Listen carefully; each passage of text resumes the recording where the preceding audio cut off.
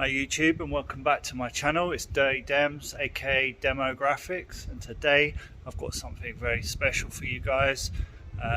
It might not be your video because I do a lot of different videos on my channel, so I've got a mixture from trainers to graffiti to bikes, toys, all sorts of things. So if that interests you, check out some of the other videos, but this video is going to be a mixture.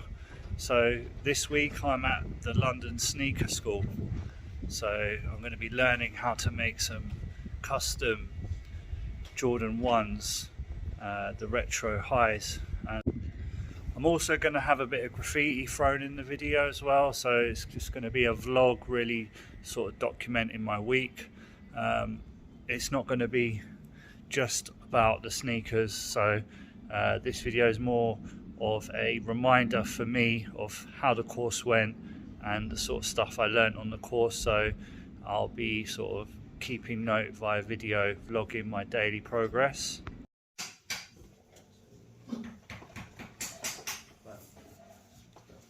So guys, something you can also do to make your life easier a little bit later, I like to do it is just indicate what side of the foot this is. It'll make it a lot less confusing. So if you're looking at your shoe from the top down, let's just say something like this. This piece, when you have a technical terms with these, like I said, these are the 2D bits that when we stitch them together makes up the 3D shoe. This line you can see here, which is about 8 millimeters that runs throughout these patterns. This is called our underlay, and this is essentially the bit of the leather that sits under the shoe. And these lines here are called our fitting points.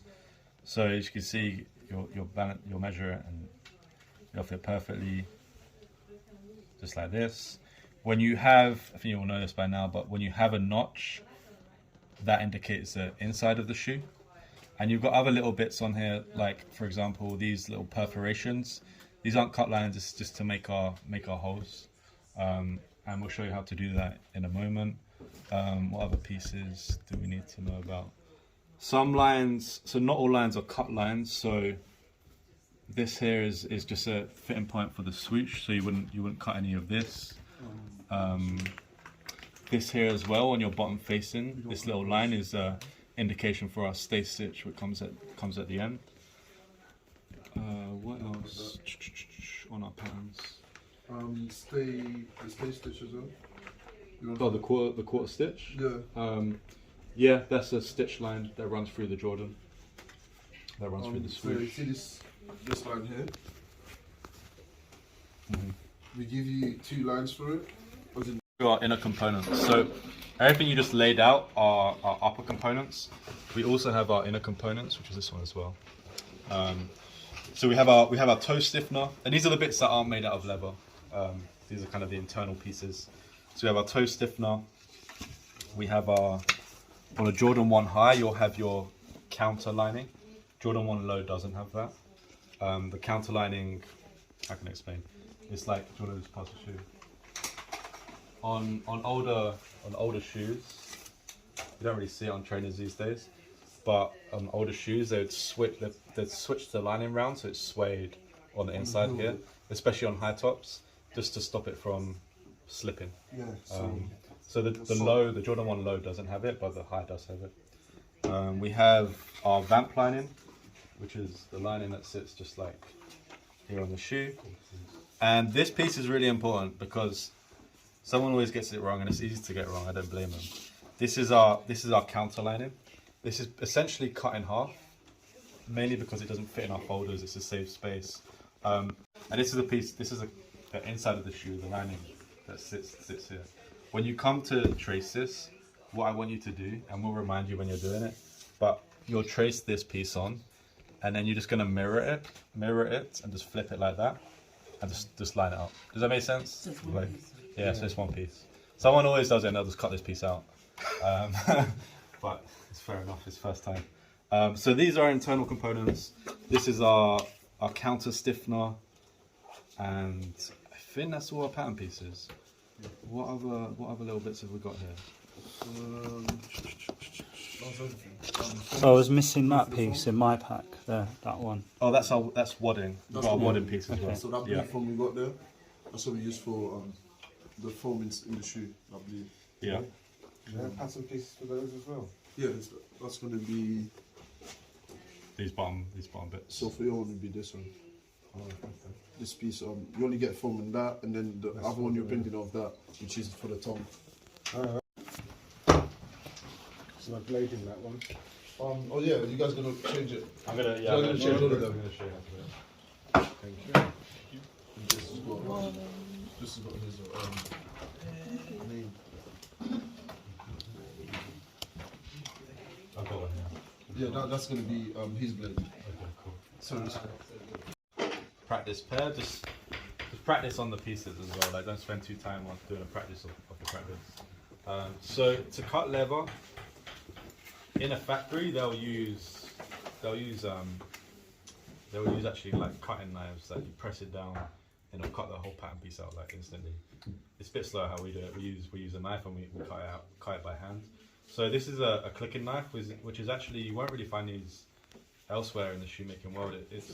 We actually learned this as quite an English tool for cutting leather.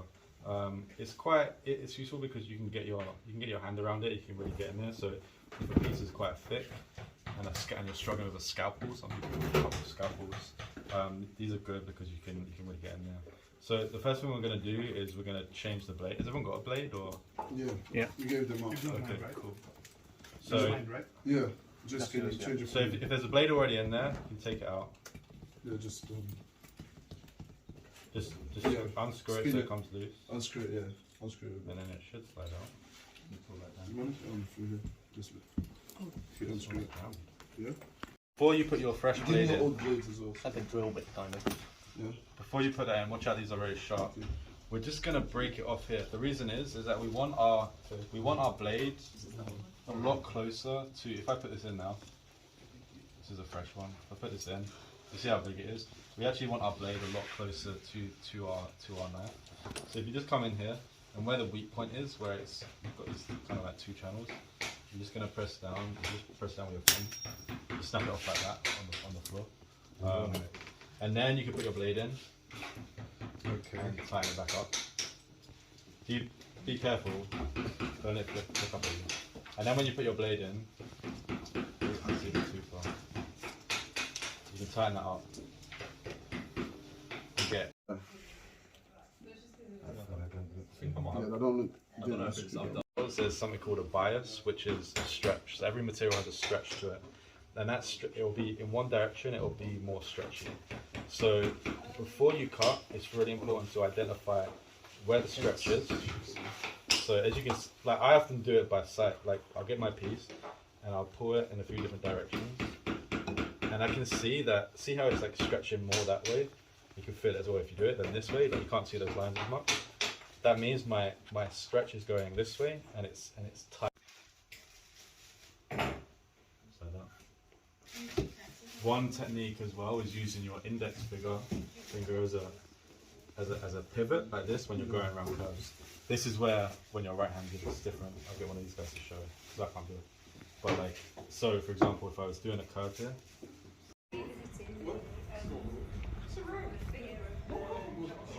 Oh, is it all?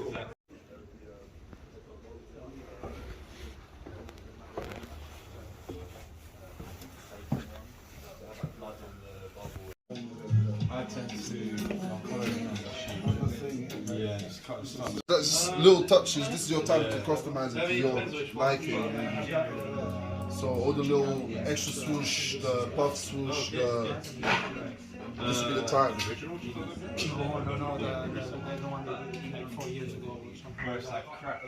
One of my favorite phrases is vinyl cut and then you just hand stitch it. It's pretty sick. I want to do something like that.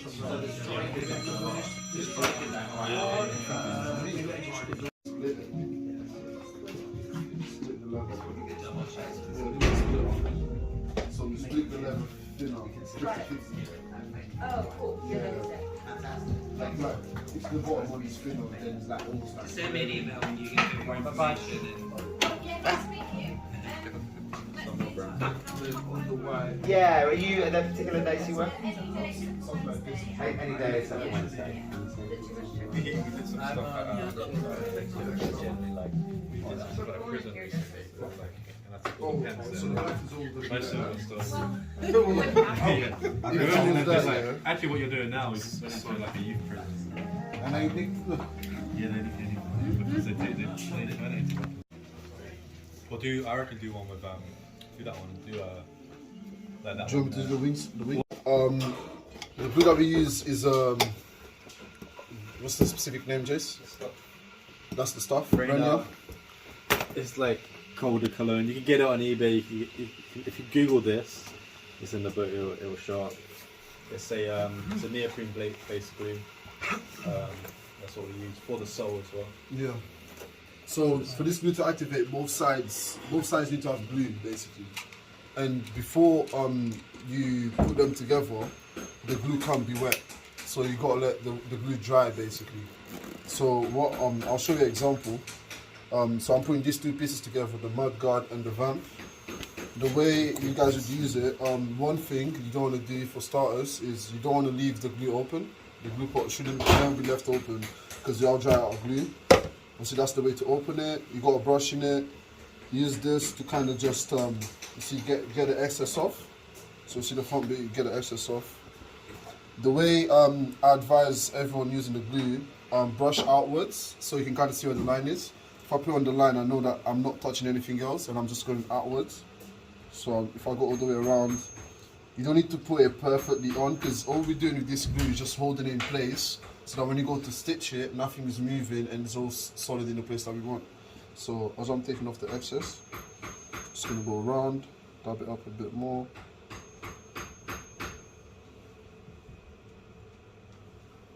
Is this stuff like Evo stick kind of stuff?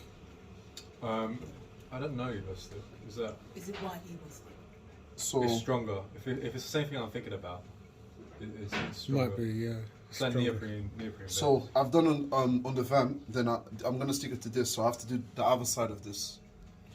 Essentially, the reason why I gave you guys this this cutting board or gluing board for us, you can do it this way. So I can just come on here, and you don't have no worries about getting this kind of glued. But don't get on this table because the glue kind of messes up the table afterwards. So just gonna go over. I can do this on my hand as well, but I'm just trying to I demonstrate. guess you've also got to be mindful if you get glue on the Yeah. mat, Upper. not to put your piece Your other of leather piece, yeah, on you don't that put your other glue, piece yeah, on top, because basically. it'll ruin it. Yeah, we ruined Yeah. the whole thing. Which is why I just picked it up because I'll usually do everything on my hand. I was just trying to demonstrate the easier ways as you guys will get used to it first. So I'm just going all the way around. You want to make sure you're not getting nothing on the other side. Any excess of glue is eventually going to drip, if you know what I mean. So just want to put that there. Another glue is going to be there. You can take it off the excess. Yeah, if you're struggling with a big brush as well, it usually Yeah. means there's probably too much glue on the brush, so like wipe it off. Or maybe your glue's got a bit too clumpy and you need some fresh glue, so Yes. it's a bit thinner. So another thing I'm going to show you now. So you see, once you're putting it on, it's a bit more malleable as well. Doesn't mean it's going to sit like that. You can kind of put it in the position that you want. You kind of stretch it out a bit more. If I was to stretch this piece, if I want, I can. So to stretch it into place. So here, put that there. Stretch this one out. And then you have these two together and ready for you to go stitch. Do you know what I mean? It's all in. Then I'll do the swoosh next. Yeah, you don't want anything moving around while you're stitching. So like if you stick it too early when it's still wet, It's not gonna be- move. It's not going to be dry, so it's gonna move around on the sewing machine. For me to go, I'm going to wait 10-15 seconds for this side to be ready for me to then bond both of those together. As I'll go on, this is a tutorial. I know that that's ready. I'm going to get onto this, which is our next piece. Just get this ready. Usually you do it with a smaller brush because it will be you guys first on this section. But for the swoosh, all you got to do is just the one line.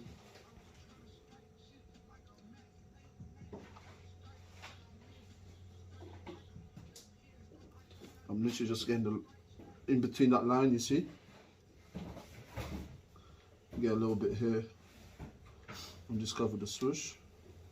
You never need that much glue. No, don't leave no excess because I'll leave like a blob, so that'll be harder for it to dry. Yeah. So now I'll be able to get the swoosh, get all the excess off. It's too much. So I'll spread it out.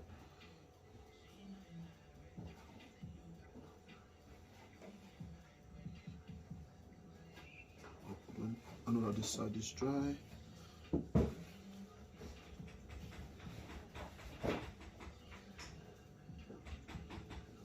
You just need to hold it in place, so you don't have to be so amazing at the way that the glue is going to sit on it. So cool. I know that this is dry now, and that's definitely ready for me. Do you know what I mean? So I'll go on here. Just 'cause I know how to do it. So when applying it back, so yeah, closing the glue. When putting these two together, you got the fitting points, which are the lines. So you're gonna follow yourself by that. So me knowing where I'm going, put the first one on the line.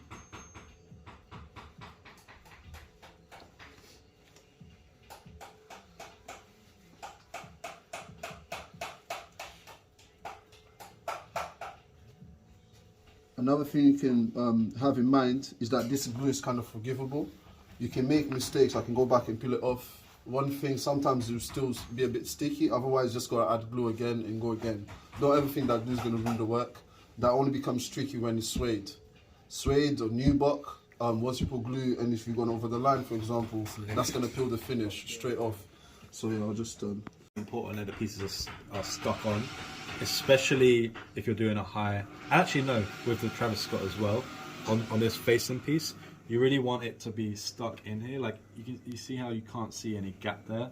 It's very easy if you don't glue it in the right place or you don't stick it well enough, that a gap will show. What other pieces? I mean, it's all really important, but that piece in particular, just don't skimp out on any glue just around here. Where else? the wings get flat back. Yeah, On here. flat masking tape. Oh yeah. You wanna watch out for the pedal. If you turn on the machine, please watch out for the pedal. Some of these pedals are very sensitive, and if you got your fingers here or whatsoever, that will be dangerous. Because we're laughing, but it's happened. It's like you can get your finger needled and stuff. So yeah, you wanna watch out for that. This is our presser foot. You use your knee to use this. You use your knee. So that'll be once I'm actually stitching, my foot will be doing this. Amazing. With the presser foot, what the presser foot is used for is what obviously holds our material in place alongside the feeding wheel, and then once you're stitching, it starts doing that motion, the spinning motion, like pushing the material towards that way. Cool. I got got a turn on, you got a presser foot, you got the pedal where we're gonna watch out for. Cool. Our thread comes from here, right? Thread coming from here is fed through this right here. This is our Jace word, yeah, the tension, boom. This is our tension word. So yeah, you might want to come over. So this is what determines the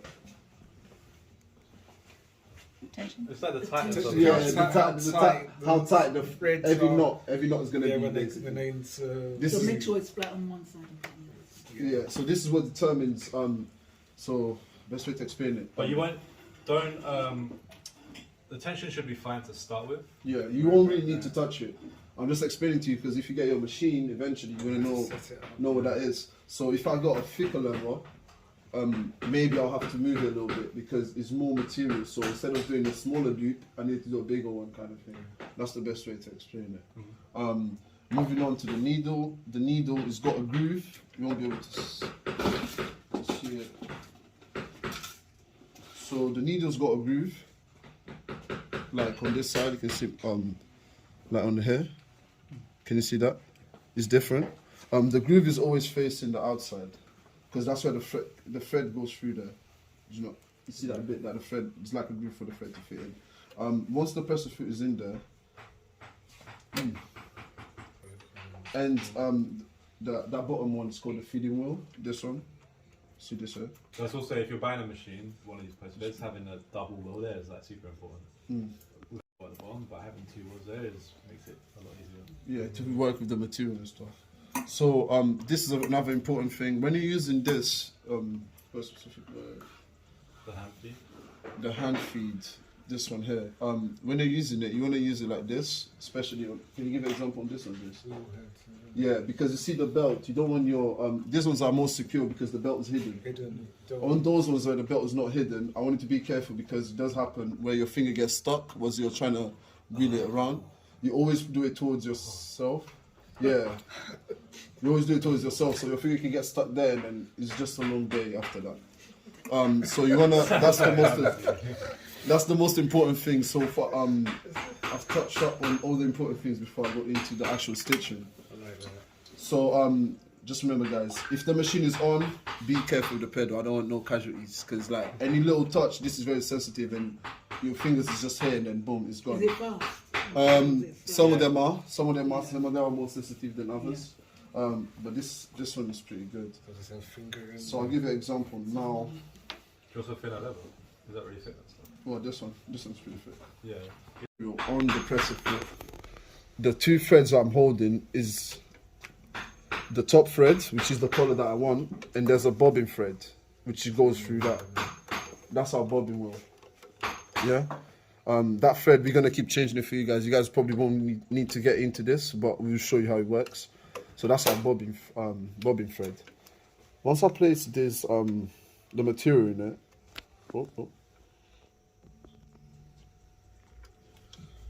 Let me give you a tip. Best way to get the distance on the material is the edge. So see this edge that I can see here, the grey. Yeah. I'm following myself from the edge to the presser foot.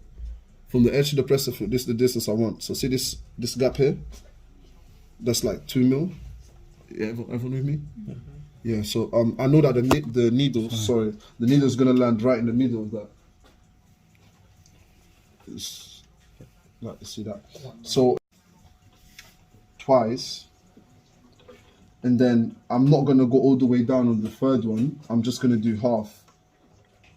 What that half is doing, I'm locking the stitch through the inside, inside here. Inside, does that make sense? Yeah. Is it like creating a knot? So I'm creating the knot through the inside, but I don't need to do a third stitch. I'm gonna go back one, lift the wheel, go back one, and then go back to the first one. That's my lock stitch. I'll do it again. Just do that at the beginning. To my lever.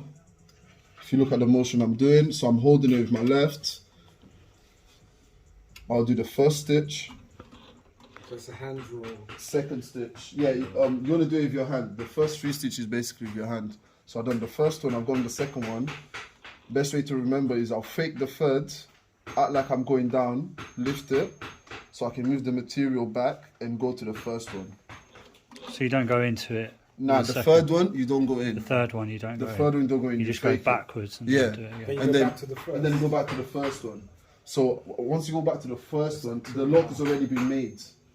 So that's basically an extra stitch when I go back. As I come back forward, it creates this look. This is what it should look like. Your lock stitch. It almost looks like there's 2 threads there, but it's like super secured, and you know that the thread ain't going nowhere. So I'll do a lock stitch to an M stitch so you guys can see what it looks like. From there, so my first stitch, 1, 2, half. Then what do? Lift up Lift up a little bit. and go back to 1. So using your knee, I'm gonna lift the presser foot so I can go back. So 1. Put on number 1, and then I can go forward. To your ankle. That's 1. Now I can start stitching. So say I'm stitching this straight line. Oh, you go forward 1 again? Yeah. Manually as So, well? yeah, manually, because now I'm going to the direction I wanted Straight to line. go to. Also, when you do that, remember to keep those strings tight. The two loose ones in the Yeah. other hand. I was doing a lock stitch. You want to keep it locked, basically. Show them the. So say this is the end now. To do a lock stitch, to finish this stitch, I'm going to do a fake, go back to the previous stitch, and then go forward, and then finish on a fake. So when I'm doing that, I'm not going down. I'm just literally going. I'm Back. creating the knot on the Locking it. inside, basically. So I can go out. And I know, look, I got a lock stitch at the beginning. I got a lock stitch at the end. Yeah. What's that? The bit that you said. So if I hold it here onto the metal, I've positioned my lever in the right place. I know where the needle is gonna go. I can now do my first one onto the second. So I'm about to go into my second hole. Then fake the third.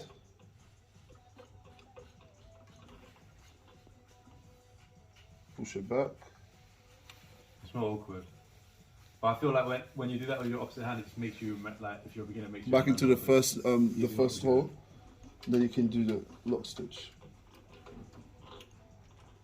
It's very awkward still. I haven't done this in a while. This way. So that's my lock stitch. See, almost like you got to see the two there. Basically, you got to do the stitch in the same place. But for you, so like, say right now my bobbin run out, I would have done a fake before I take the needle. The thread, you always do a fake, so I'll be able to pull it out. So I just finished without doing a lock stitch at the end. I just took it off. This is what happens. I'll come to the back, pull the top thread. So everyone see what happened? Blue one in this case. Yeah. So should I do it again? It's the blue one, right? So yeah. So the blue one that was on top is now at the back. Now I can do a knot here. I'll do 3 for security. 2 should be good enough because then you'd burn it. So you do 2, 3 for safety. 4 for the road. Yeah. So then I'll cut it, and I know that my stitch is still finished and it's still locked as well, because then I can go back, start exactly where I finished it, which is like here. Would you then do a lock stitch when you restart? Nah, You I'm just about to unscrew show you. it. So you see how I kept the pressure on these 2 threads? Yeah. It's because I didn't do a lock stitch at the beginning. After my 3rd, 4th stitch, I know that it's fully locked in. I'm gonna finish it now. It's like this. I can do a lock stitch here to finish it. I can take it off, and you see, just like the end of the other stitch, I'm gonna do the same thing to the beginning of the other stitch. Does that make sense? Yeah. So I'll pull this, have it back again, and you never know that I've gone half and half. See how the stitch looks continuous, but Yeah. I've come off it. You stopped and go. But that's because we got the 2 knots at the back. Just keep asking us any questions. I'm gonna cut some of these out so you guys can have some Can you show practice. us how to do those knots again? Yeah, sure. Because you The you knots made it look really easy. Oh my bad. At the back. So I just pulled it to the back. I just pulled the knots to the back, the 2 Yeah. threads, which is these 2. And then when you're doing the knots, it's just a normal one. This I just do. Yeah. Just that's one. Do another one. Just same way you tie your shoelaces, I would say. Okay. Just a standard knot. So you do it 4 times. That's not how you say it, like. No, You mean when you loop it at the when you beginning of look at tying your at the shoelaces? beginning of tying your shoelaces, So you do that 3 times or 4 times? I would say 3. 3 times. 3 for safety, because when I'm done now, I'm gonna go ahead and burn it. You're going to burn it? Yeah. So I'll burn this thread, so I know that it's in, like it's not going anywhere. Okay. So like, let me cut these. These are too long now. Usually you have some lighters in here. It's not that deep because you guys are doing not doing the final pair. On the final pair, we'll definitely see that. So we don't want the wheel on there. That don't make like that don't. So you want it stabilised, so you have it the other way Yeah. around. So you want it in the biggest piece of the material, with the edge facing that way. that way. Yeah. So that you can guide yourself from the wheel to the edge, and you Yeah. know this is your stitch line. Yeah. You gotta make sure stable. you're always staying in the middle of that. Yeah. You can see One it of the now. tips I give is if you lock in this distance in your head, you're always gonna go the same direction in the same amount of space as well. So if I know that this is how much I need, I'll go and stitch this now. Hold on, I'm gonna mess you guys up just for doing this stitch.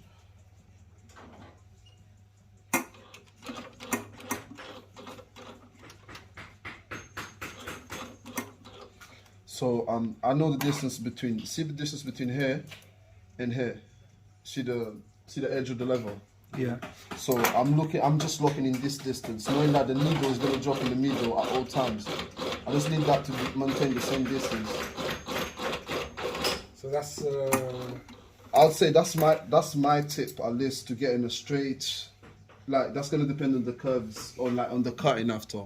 So you maintain that same distance, like Yeah. edge. If you lock in the distance Kind of between get the that edge, in your eye. you know that the needle is going to land on there straight away. Yeah. Like every time. The speed of the machine you're using, basically. Every machine is different. So that's like the speed of the motor.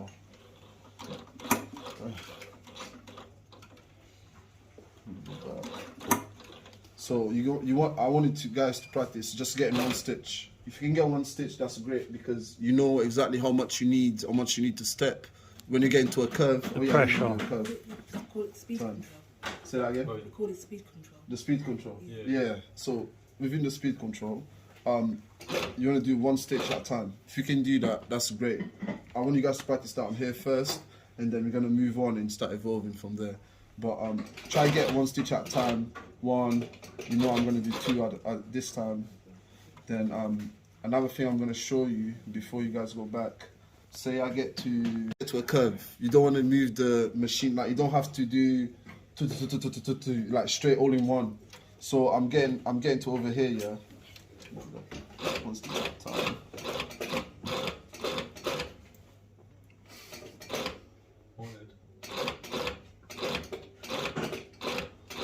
So I got to that edge, and I don't want to take the material off.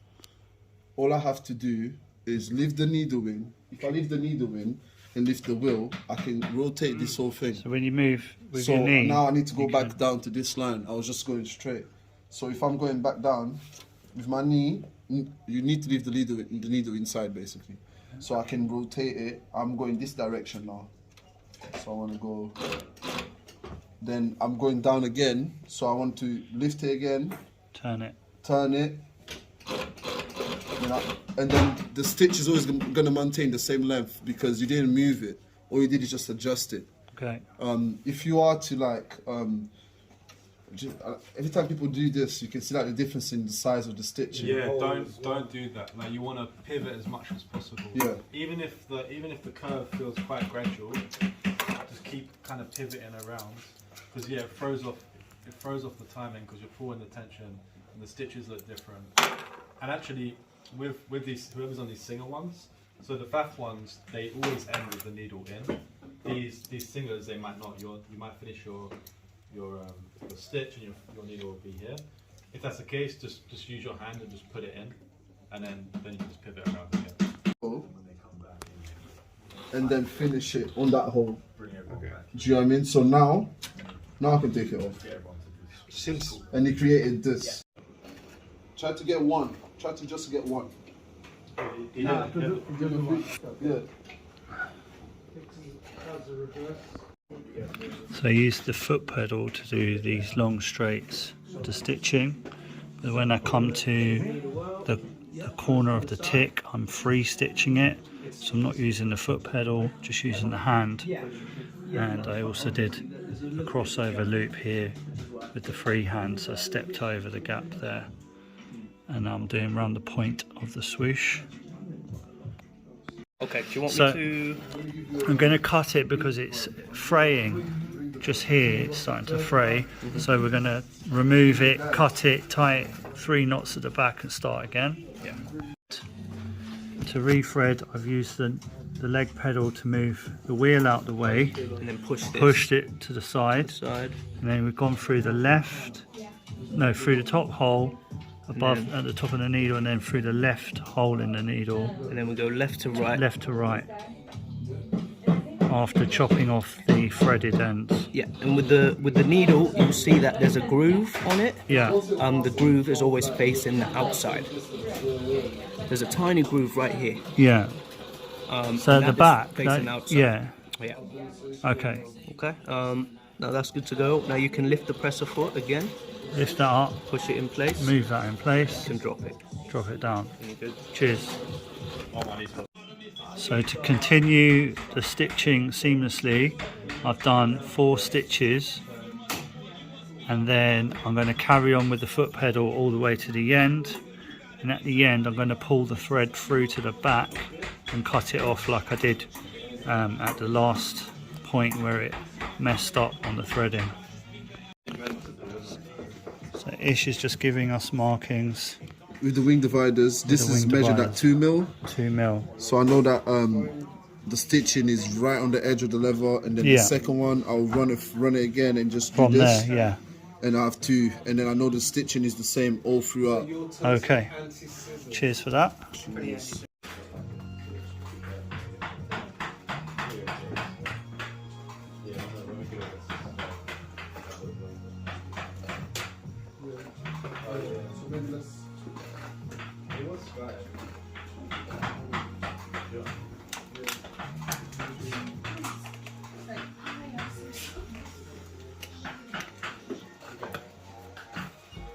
Yeah, don't do that. We've got half an hour, so just push it forward. No biggie. I'd say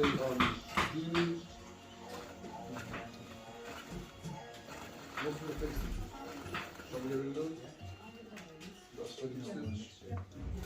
And then after that we need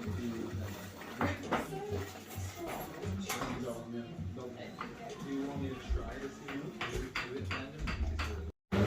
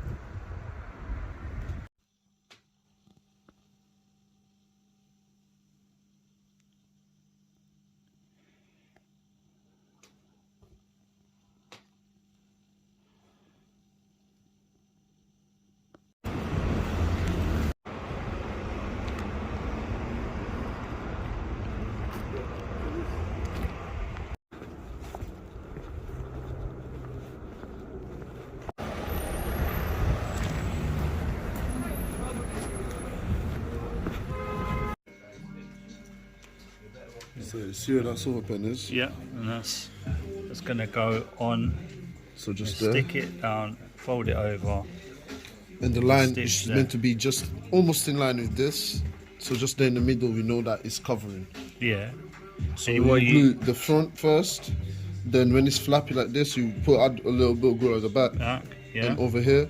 Yeah. So you can then combine both and And just so you just do one stitch just here. you do Just single there. stitch, one on the Just a little- side. No, you do one on the side. A row going and down. one on the other side. All right. So both on just the sides. And what's that marker there just for guidance? Yeah, that's just for guidance. This is meant to be the bottom piece, basically, Oh, okay. the bottom side.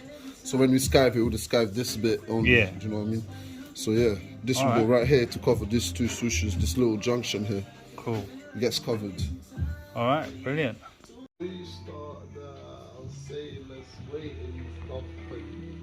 Yeah, before you start that stitch, do you mind if we do? Yeah, before we do that.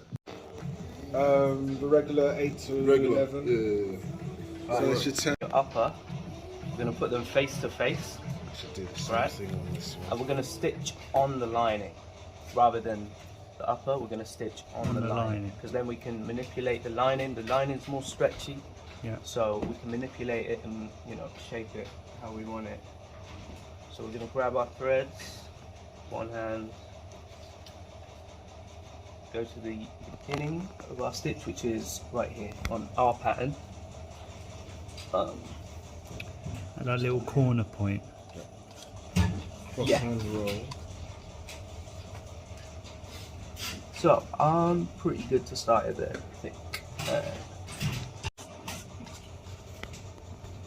Just for this stitch in specific, you can do a double lock, which is the same thing we've done but twice, just so we reinforce the corners, because essentially we're gonna have to turn it inside out.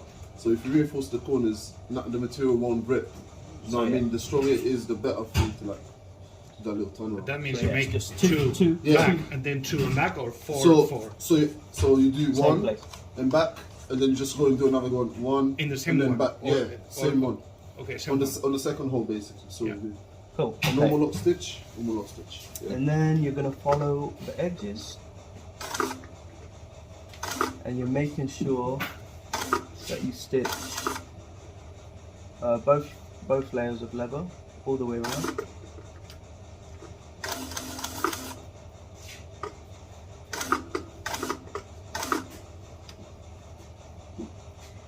Just push and pull whenever you need to.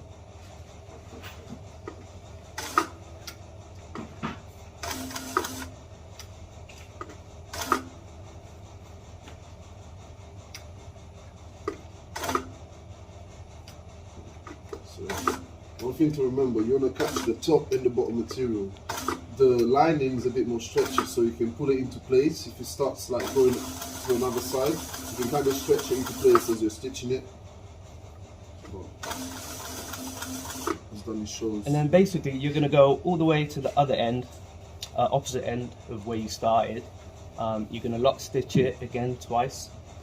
Going to turn it inside out, right? And then just you can stick a pen through it and just sort of poke at the edges, and that'll give you that back shape. Yeah. Do you want me to finish it or? Cool. Was that any questions, anyone? Yeah. Perfect.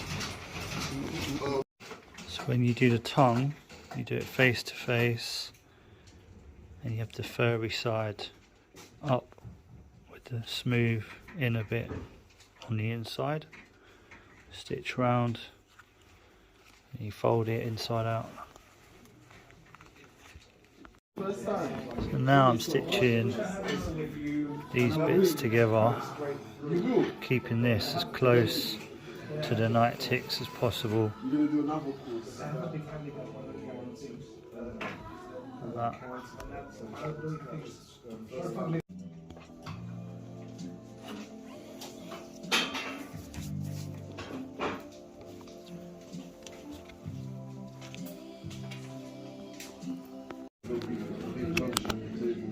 So like, one you know you're gonna do first, then you just put the rest go like.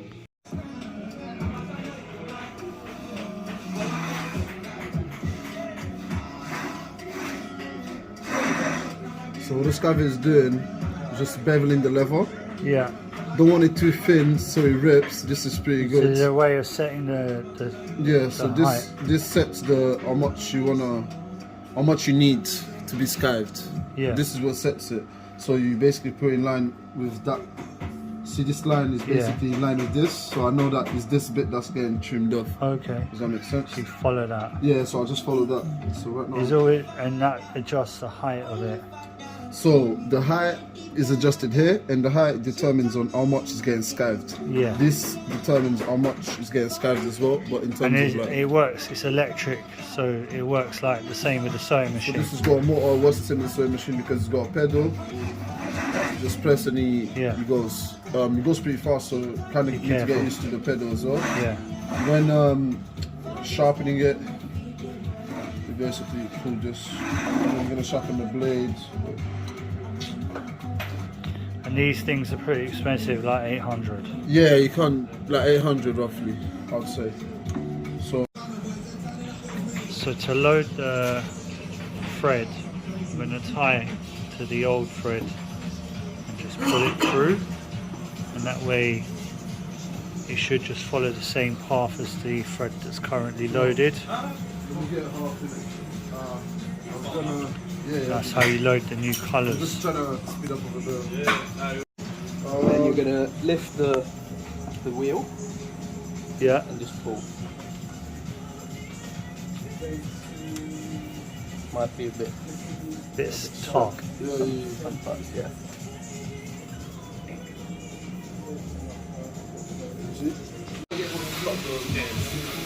So the stitch was going alright until about this point, and I've had to cut it here, burn it.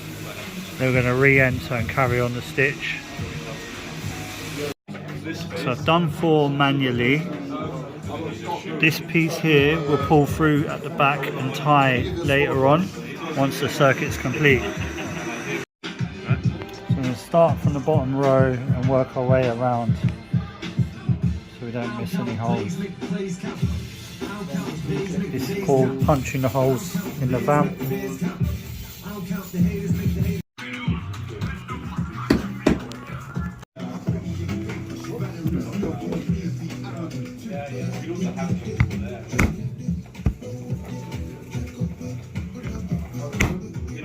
Full body shot. Yeah, get Close the up. hammer in.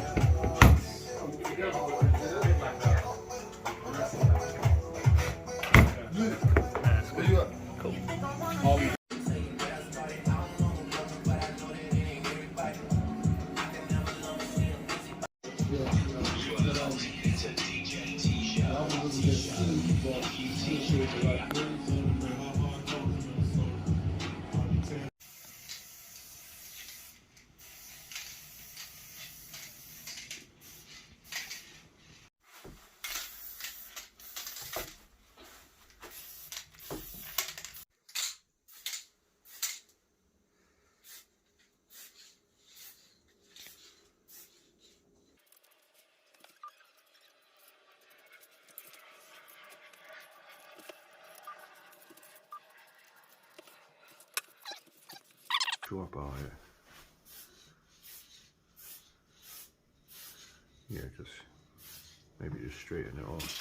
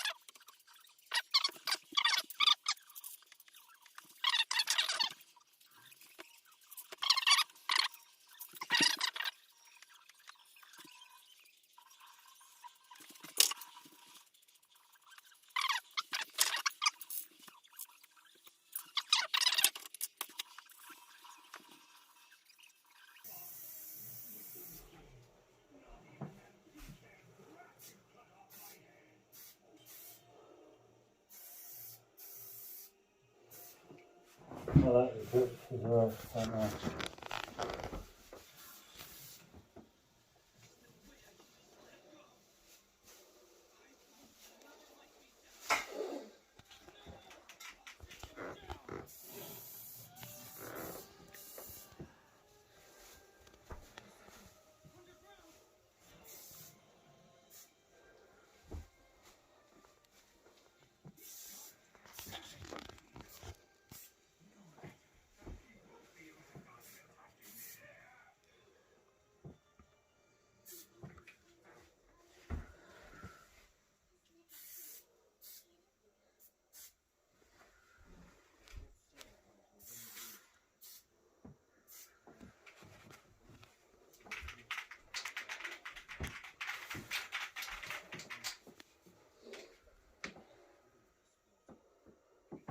Should I hit something up?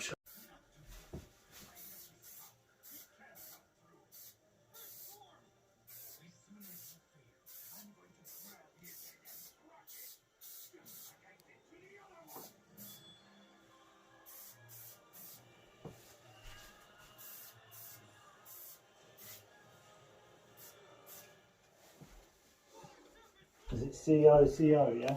Yeah.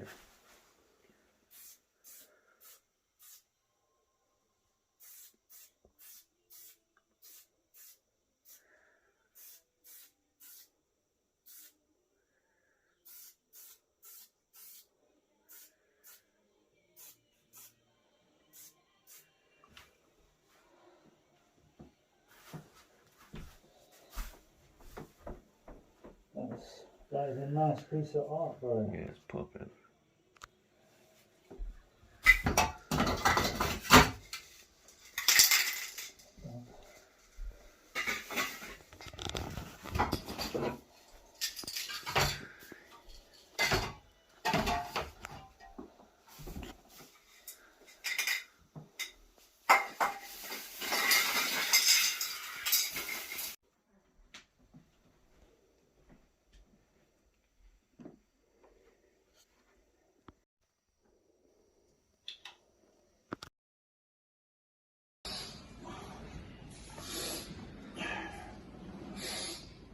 Yes.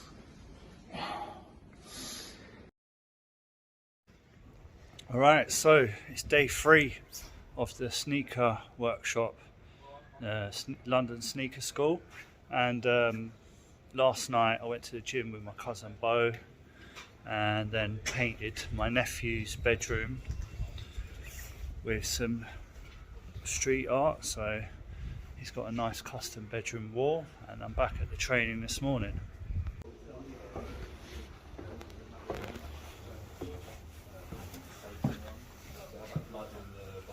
You just do it like for the kids in the so you have to adjust it. You don't have to adjust it. When I say adjust it, like, I'm gonna have to do the speaking part. That's don't worry, that's for when the last thing. Yeah. The last thing is well, you can go off that day. Yeah, you can do the same curves. Counter line. The hill counter you're looking at. how do you remove it? So you hold this. I think you're only the Jordan one, so is it? Let me see that one. Yeah. So see this pieces. Only thing that we're missing on the Jordan book is basically this picture, but it's explained there. What we're gonna do is add the reinforcement tape. This is our reinforcement tape. It's double-sided, so as in you have to pull this off to stick. You don't need to add any glue. When you take it off, this is sticky part. So you want to put the piece down, which you're going to do now. You're going to kind of see the shape of it and trim it down. So I know I can do one here. Trim these edges. And I know it fits perfectly in here. What we're doing is just reinforcing this piece because we're going to make some holes in it, and that'll be for our eyelets. Once we punch the holes, we can pull it and so on, and nothing's gonna, like, you're not gonna create the hole, make the hole go bigger basically. Just to stiffen it. Yeah, basically, but it's like this thermal version of it. so it won't go gang. Yeah, we're gonna come around and help you guys, but so I've done the first cut on the first side. I can kind of see the measurement for that side. Then I'll just keep trimming it down so I know I can get a curve here. Just through there, cut that trim off. 1, 2, and I can cut this tip off as well. So that I'll then be able to come here, split it off.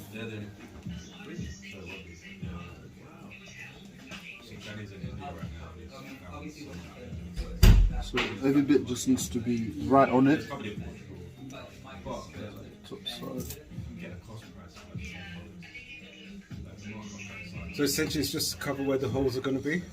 Yeah, where the eyelets are going to be. Just cover those. Those will be the most important parts. And that would be our reinforced spot. We're just going to tape back these wings and do the line He on. looks young himself. Well, not young, but... Yeah, he said 2 of his kids to come do the course. And guess what? So basically when you're back stitching the liner, you have the materials face to face. So you put that face on top, so then when you flip it over, on the inside it'll be shiny. So face to face. I wrote Tuesday on this. Like this. Madam, can I get possibly that rubber on the side? Once it's done, it will look something like this. Got it, raising that. Thank you very much. What these?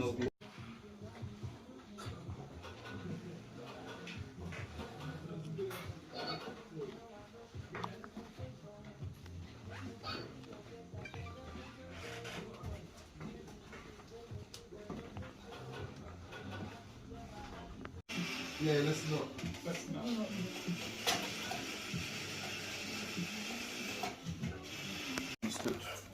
This is for distance, but it's not for...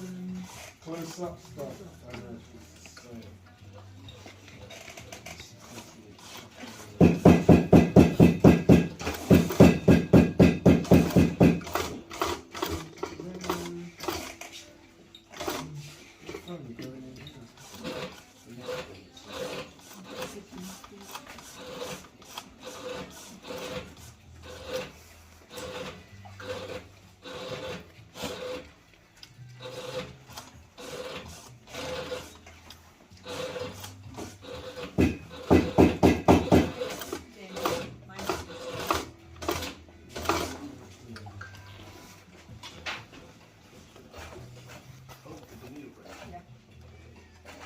What?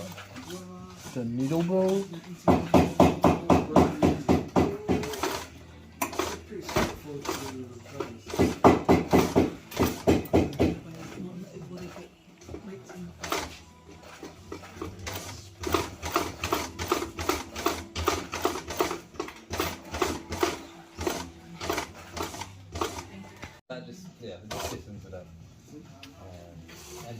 Priceless knowledge. It is right there.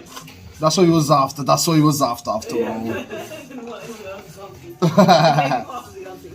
I hope he can hear me. Get his money's worth. I hope he can hear me. So guys, this is wrong. Hold on. I think they must have been on Cool.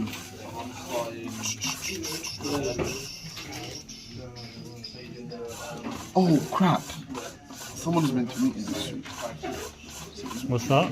Someone's meant to meet me. They were, I didn't see them. Fuck. So I'm doing the lining now on the tongue, and I'm going to go face to face with the lining to the leather. So then I flip it round on the inside. The shiny will be on the inside of the tongue, and I'll be doing a double lock stitch either end. So from here to here, possibly even triple lock. So we're going to glue the eye stays down next. The next stage, I'm going to go from the top using that top curve, lining it up with the yellow outline. All the way down to there. So we're just gonna just glue it, and then what? We're going to stitch it on, and then do the bottom. You're gonna do one stitch down here. Okay. Bottom side stitch, and then we do the reinforcement tape after. Yeah. Yeah. Just place it on here. Okay. So on here we're making sure that these eye stays are glued in nicely and tight in the corners here. So they've got to be pushed in corners, and then we're going to glue the lining to it in line with this. So then we've got some glue on this side, we're letting it dry, then we're going to stick it down and line it up with this slit, this groove here. One way to remember it is when I'll show you. It should be in line with that, flow with that. And that distance there is about 8 mil. 8 mil. So if you like that, it's more than 8 mil. It's like it's a bit more that. like 8 mil like that. Yeah. So see, and kind of fits in at the bottom. If you need to, you can just pull it at the bottom a little bit. Yeah. Get these balanced, like line it like that. See, it's following the shape. Okay. So I'll stick this one down for you. So when I'm gluing, I'm lining up with this eye stay with the slit here and allowing an 8 mil inline gap. So that's how you know it's in the right place. This will be trimmed off when the stitching goes on.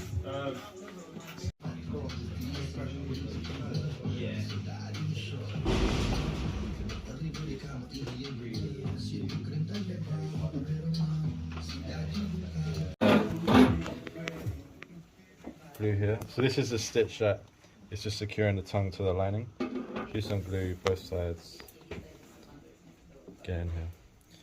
Let that dry for a minute, 30 seconds. But when I come to glue this down, if you're finding your foam is in the way, you can just like pinch it in a little bit and then press it down. So that's just a small thing, but I just want to tell the whole group. Just want the leather to touch the lining. Yeah, and then once you press that down, you can do that stitch all the way to the bottom. But just give that foam a pinch and then you're good.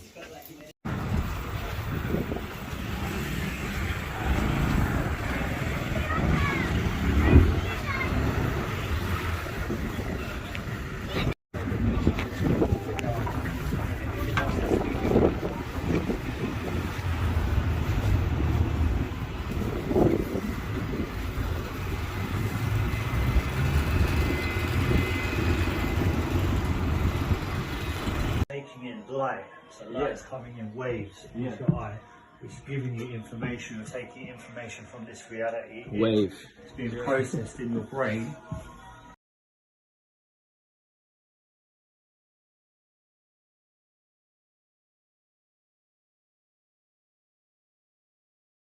We might not need the boiling water. That's eating away at it. You want to make sure to use an acetone like this, so you don't pour hot water in too soon, because you need to let acetone do its thing. We've done it before where it waters down acetone, and then you can't add more acetone to get water in it. But you want to come into the shoe and just kind of, if you just kind of pour at it, you'll quickly learn. Okay, so like see here, this is a good sign that it's breaking away like this. And you can get a bone folder. Yeah, that's it. You get a bone folder and just kind of get that in there. With these rubber soles, you can put a bit of like strength into them. If you're doing EVA soles like Air Max 1, just go really slow, because it's very easy to rip because it's soft. So I'd like to do this without hot water, but we'll see. And what I'm trying to do, my technique for this is to get underneath, and once I've made that like hole that I can get in there, get my fingers on there and just start to the, yeah. I'll be honest, every time I do one of these, I kind of take a different approach depending where I get into the shoe. But as we do this, I'll just show you a few techniques. Sometimes I can just do that bang. Depends. Yeah, that's the technique. So you can see here.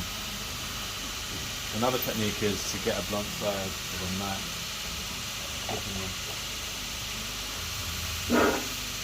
Watch out, just don't go back over this way. I'm not cutting it, I'm just using a blunt side to just kind of like wedge it out again. Well, something I have done before is I do use a sharp side, and I'm not cutting it, I'm just kind of shaving the fibers off of the rubber. I only do that when it's like getting pretty tough.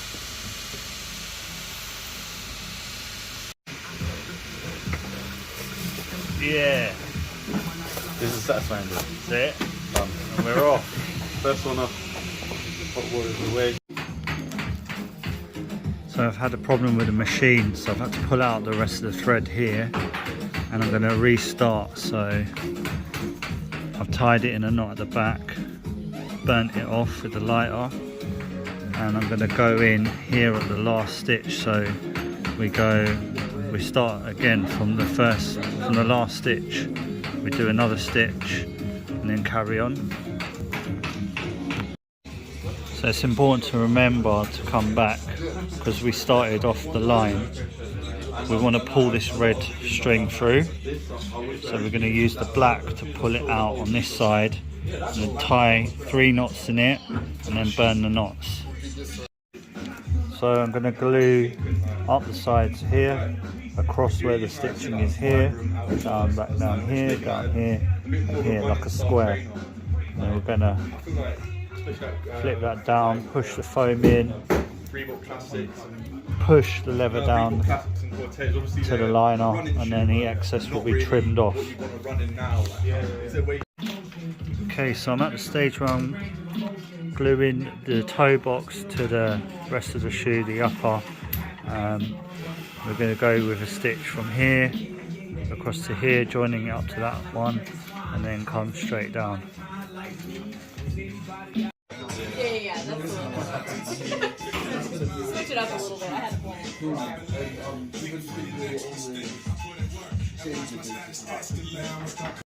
So I've joined all the pieces of leather together, and now I'm going to glue these flaps here on the lining, and then do one line of stitching on the liner.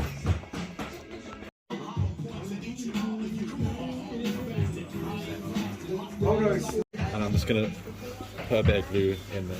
So ideally this wadding should have gone in before we flipped the shoe inside out, the liners.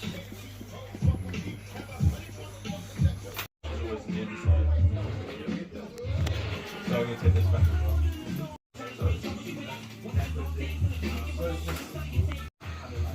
This flappy bit here, we're going to put some glue in there on that corner, push it down, then flip it inside out and do the last stitch. Okay. So I'm placing this in the middle.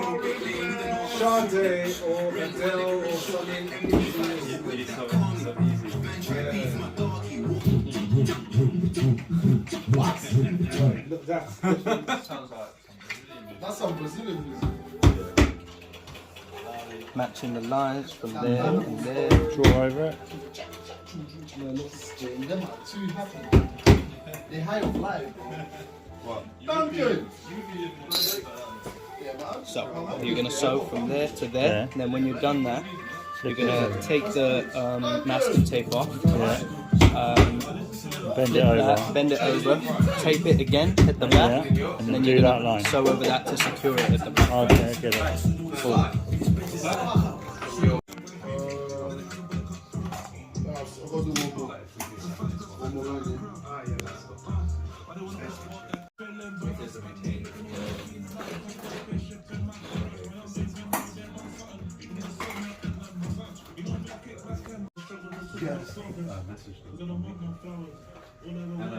So I had a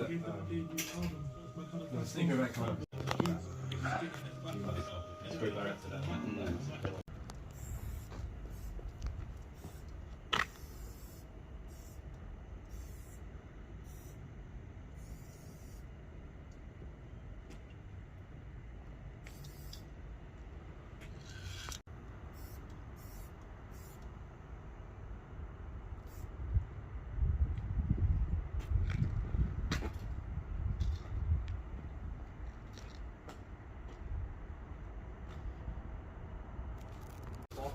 Yeah. Just cover up what you can, really. Don't worry too much.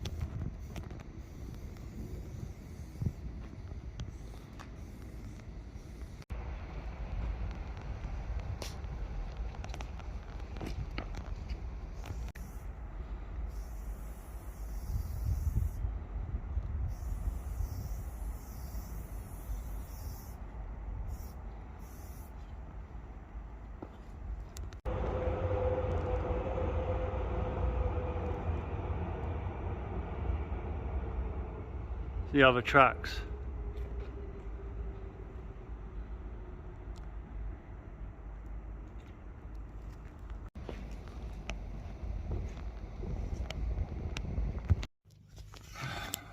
It's not looking good, bruv.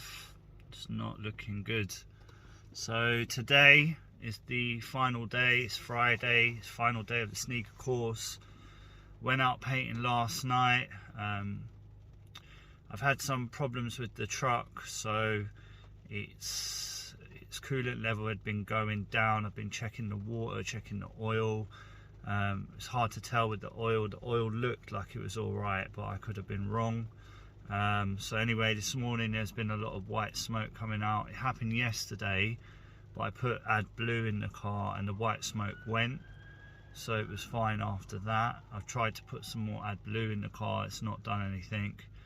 I'm hoping that I haven't blown the engine on the truck or a gasket or something, but it was booked in. It is booked in for Ford to have a look at it, and I've got to wait, so I was just hoping I could get through to that appointment, but yeah, it's not for a few days still. I risked driving the truck to London, and yeah, it's not worked out very well for me. So I'm just currently waiting in the car for the AA to come. It's pouring with rain. I phoned up a taxi company to get from here to Halfords, which is like 5 minutes away. They wanted £55, which is like they're just trying to mug it really. So I could either walk it in the rain or wait for the AA to come out and have a look at the car. So it was around about 9 o'clock when I messaged the AA. My course started at 9, so I'm going to miss half the day today probably because of this. And yeah, just feeling pretty annoyed because got so far with the trainer. I just wanted to come in and complete the rest of it. I'm hoping the guys at the London Sneaker School can just complete the I think it's called lasting, where they attach the sole to the upper. So I'm hoping they can do that, and I'm hoping I'll be able to pick it up later. So we'll see what the AA think when they see the truck, see what their report is, and hopefully I can get the last bit of content for you guys. But yeah, it's a bit of a sad one really, and I've got like a 2.5 hour drive home to Norwich from London, so hopefully I make it back home without any more problems. We'll see. So a little update guys, it looks like I'm going to miss the last day of the London Sneaker School, which is a real shame because I wanted to learn how to do the lasting, which is where you attach the sole to the upper. So they've agreed to post me my finished completed sneaker and the rest of the bits and bobs, so my pack with all the templates in it and all the other bits. I've really enjoyed the course, and I can say that they were very helpful. You had Ish, Jace and Danny, really helpful guys. There was 6 of us attending the course and 3 tutors. They were very attentive and were always asking me, was I all right? Did I understand? Was there anything that I needed help with? So they were very good teachers, and I felt that I've come away from the course learning a lot. It's just a shame that I've missed the last final day. Yeah, and would have loved to have been going home with my pair of trainers today, but it is what it is. I had the AA come out and they had a look at the truck, and they said it was fine, the turbo was fine, the oil was fine, the coolant was fine, AdBlue fine, and it sounded fine. There was no smoke coming out of the truck, and he said you're good to go. So I headed off on my journey. 5 minutes down the road, more smoke coming out the back of the truck. It's white smoke. I've phoned the AA up, and they are sending a recovery truck for me, and it will be picking me up about 1:15. So I'm not going to get to do the course today. It's going to take about 2.5 hours to get back to Norwich, so I'm just going to go with the truck back to Norwich. So next I'll have to probably just look into getting the truck repaired, and that's going to cost quite a bit, but yeah, it's life. Unfortunately, these things happen.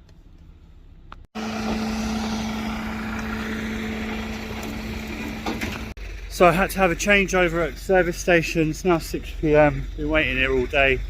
My car is now going on to the second recovery vehicle.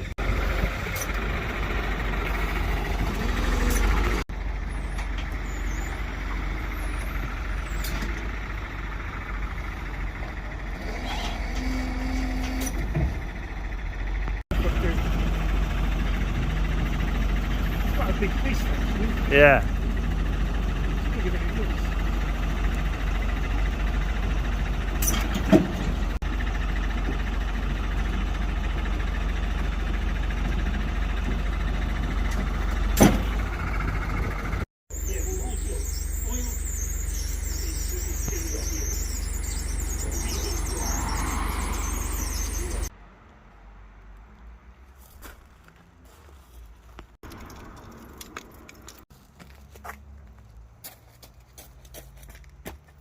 Yeah, sick.